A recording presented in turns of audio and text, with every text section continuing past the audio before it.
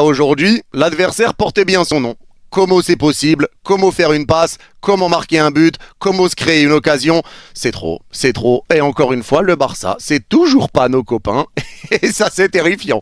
Salut les fraudes, j'espère que vous allez bien. On se retrouve pour une nouvelle vidéo. Et nouvelle vidéo, débrief du match entre le FC Barcelone et Como. Victoire 5-0 du FC Barcelone. Une victoire qui aurait pu être plus large, mais le Barça s'est géré en deuxième mi-temps parce que le Barça avait fait le taf en première. Mais un match aujourd'hui qui aura été mené et réussi de bout en bout par le FC Barcelone. Le pressing était exceptionnel, les actions étaient exceptionnelles, les conservations de balles, le danger, les passes, les buts, les constructions, le gardien, les relances du gardien, tout aura été parfait. L'alignement défensif, tout aura été parfait. Tout, Como n'aura rien réussi à faire dans ce match. Que dalle. Et ils ont essayé sur le début de match, sur les 10 premières minutes, avec une équipe qui était assez haute, qui essayait de mettre du pressing, mais le Barça arrivait à ressortir. Et quoi qu'il arrive, quand tu essayais de jouer rapidement vers l'avant, l'alignement défensif du Barça était bon, donc tu te retrouves au bout de 10 minutes avec 6 hors-jeu. C'est le retour des hors-jeux avec le Barça. Et encore une fois, les gars, l'arbitre assistant, il a passé tout son match comme ça. Bras tendu avec le drapeau, à regarder les joueurs adverses de Como. Et voilà. Et quand les joueurs de Como le regardaient, il y avait toujours ce geste de la tête. Ce geste qui fout le seum en mode, il se rend compte qu'il y a hors-jeu, il regarde là. L'alignement, c'est trop. L'alignement, c'est une dinguerie. T'as écœuré Como, tu n'as pas été mis en danger. Et derrière, ben toi, tu es vraiment rentré dans ton match. Et aujourd'hui, ce qui a été impressionnant, ça a été le pressing. Parce que ce qui est fort dans ce FC Barcelone, c'est que le Barça est agréable à regarder jouer aussi bien avec que sans ballon. Tu les regardes avec le ballon, ça joue, c'est dangereux. Tu peux jouer contre des blocs bas, trouver des solutions. Si ça laisse de l'espace, t'es mort, ils vont l'exploiter. Mais sans ballon, comment tu joues haut? Comment tu presses, comment tout le monde presse, comment c'est bien mis en place. C'est intelligent, le pressing est intelligent avec l'équipe qui est très haute sur le terrain et pour éviter de défendre. Le Barça, d'Hansi Flick, fait tout pour ne pas avoir à défendre. Et ils le font bien. Et aujourd'hui, tout le monde a pressé. Ça a été réussi. C'est une réussite, ce match pour le Barça. Et pour moi, il n'y a même pas de flop. Mais si je dois retenir quelqu'un là aujourd'hui en termes de pressing, c'est Rafinha. Rafinha, c'est choquant.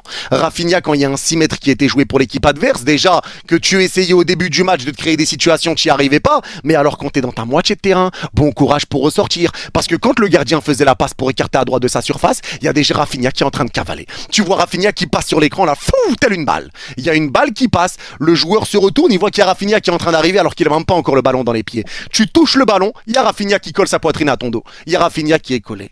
Et tu te dis merde. Merde. Tu te dis je vais faire la passe à mon défenseur, c'est pas grave, il y a Pedri.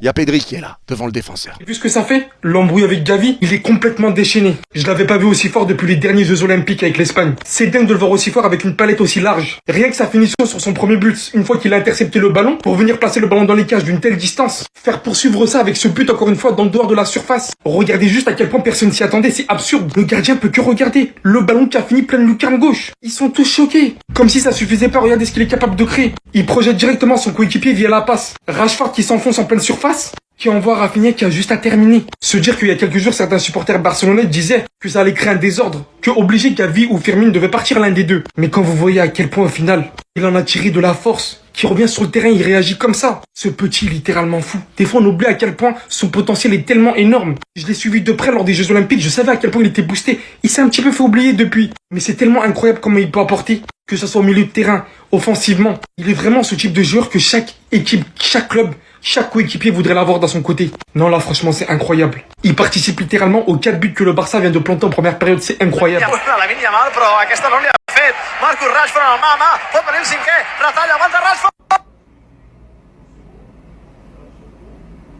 Les gars, je sais qu'il y en a plein qui vont tomber sur Rashford sur cette action, mais ne vous fiez pas à ça, je regarde le match, il fait une première mi-temps vraiment très très bonne. On peut parler déjà sa passe décisive. Sur le but de Rafinha, tu sens qu'il y a une entente de fou entre les deux. Ça laisse présager que du bon. Mais c'est immanquable, c'est terrible. C'est terrible, il avait tout bien fait. Mais tu t'es trop relâché. Bah oui, tu t'es trop relâché. Ce genre d'action là, Si c'est en match officiel, ça pardonne pas. Bon, il y avait 4-0, voilà, tranquille. Je pense que même là, par rapport au score, il s'est relâché. Mais c'est une dinguerie de rater ça. Après, je le répète, il fait une bonne première mi-temps. Mais pour moi, je le dis bien, pour moi, je préfère Rashford sur le côté. Je trouve que sur le côté, il apporte beaucoup plus de solutions. Et en plus de ça, avec sa frappe de balle, quand il repique sur son bon pied pour frapper angle opposé ou premier poteau, c'est meilleur. En neuf, j'ai des doutes, même s'il fait des très bons appels, mais j'ai des doutes à sa capacité à peser sur la défense. Après, on verra comment ça va s'organiser pendant la saison. Mais ce manqué là, il fait mal quand même, mais bon. Après, c'est anecdotique. C'est mort. C'est mort. Je vous laisse pas vous endormir avec ce raté dans la tête. Voilà, c'est mort. Oui, il a raté, mais regardez cet appel. La course, la passe, le but. Voilà. C'est ce que vous allez garder dans vos têtes aujourd'hui de Marcus Rashford. Il a raté, on oublie, on n'a rien vu. On n'a rien vu.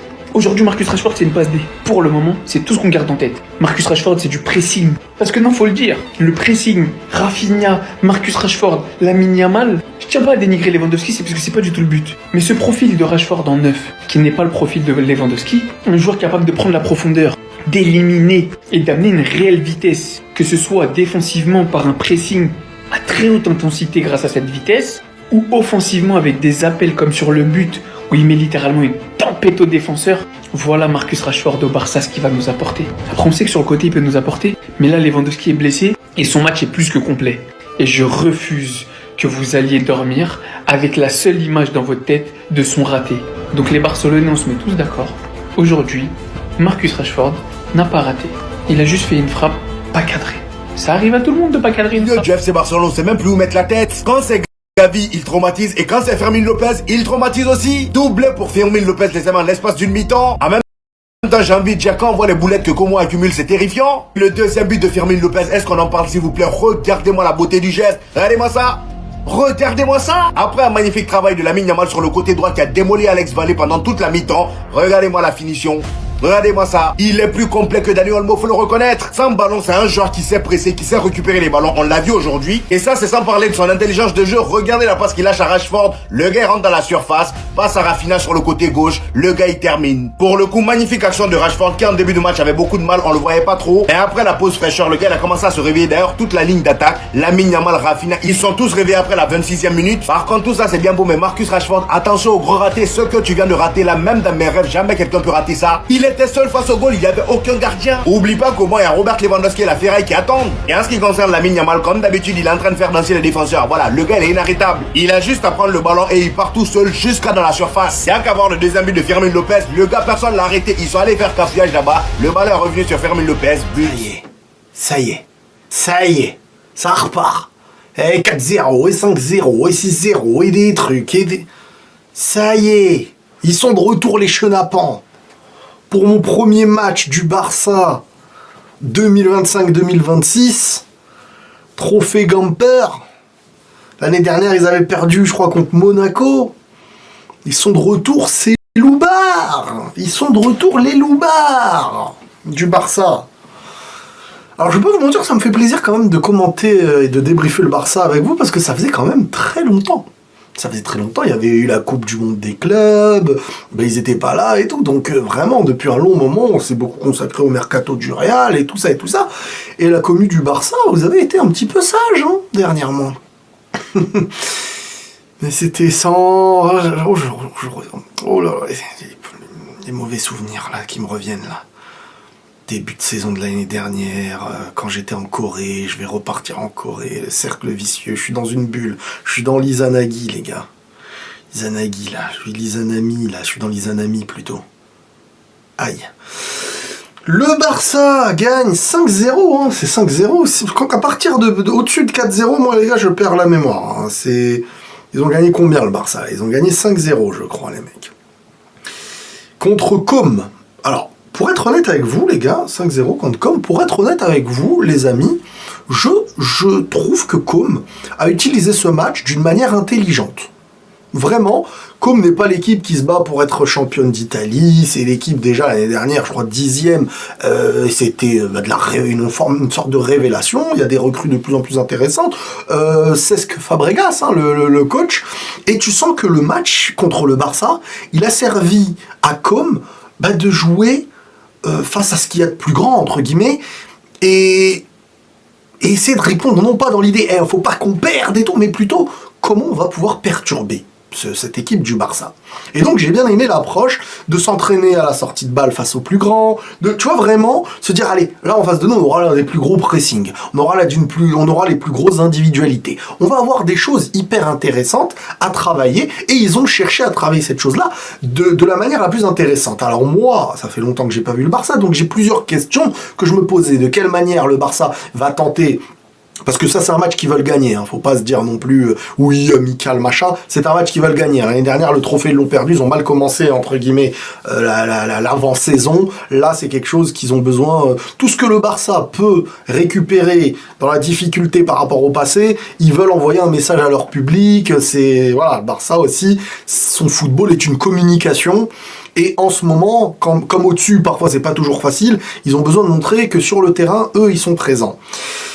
Il y avait plusieurs questions, donc je vous disais, j'avais la question Juan Garcia, hein, le nouveau gardien du Barça, hein, parce qu'il y a du questionnement, qu'on le veuille ou non, et on aura ce questionnement dans la saison et dans les moments les plus importants, parce qu'on n'a aucune référence hormis dans son ancien club, mais sur ce qu'est être un gardien au Barça, hein, attention. Donc la fin de Ter Stegen, hein, qui je vais pas vous dire qu'il faudra applaudir pour vous, parce que bon, je vois les rapports en ce moment, c'est pas très amical. Mais il y avait cette question, il y a la question défensive, du système défensif, avec Araujo maintenant. Il y a le système offensif sur le pressing, etc., avec Rashford. Je sais pas pourquoi Lewandowski n'était pas du tout présent, mais Rashford, comme je vous ai dit, pour moi, pourrait grappiller beaucoup plus de temps de jeu que prévu, et que Lewandowski, avec le temps, et c'est normal, va diminuer son temps de jeu. Moi les gars, la vraie question que je me pose, c'est la saison prochaine, on va mettre combien de buts en tout? Parce qu'on est bien parti pour, on va mettre combien de buts en tout?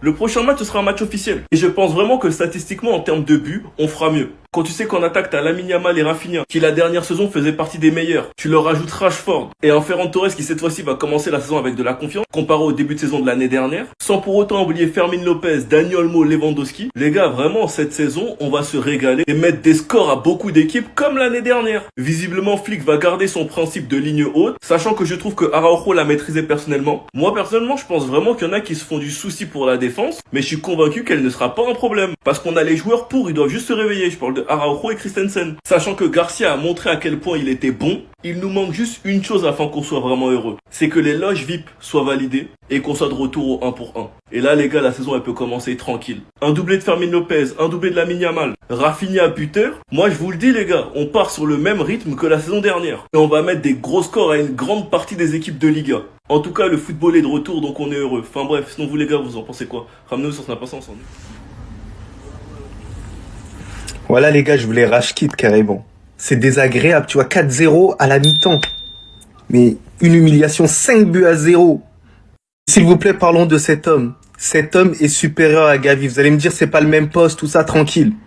Le milieu de terrain cette année, ça doit être De Jong, Pedri et ce monsieur-là. Je le kiffe. Malgré qu'il soit barcelonais, on a un point commun, on déteste Gavi. Voilà, alhamdoulilah. Il va te mettre un but, il arrive à anticiper l'action et ensuite inscrire son but là tranquillement, vous connaissez en...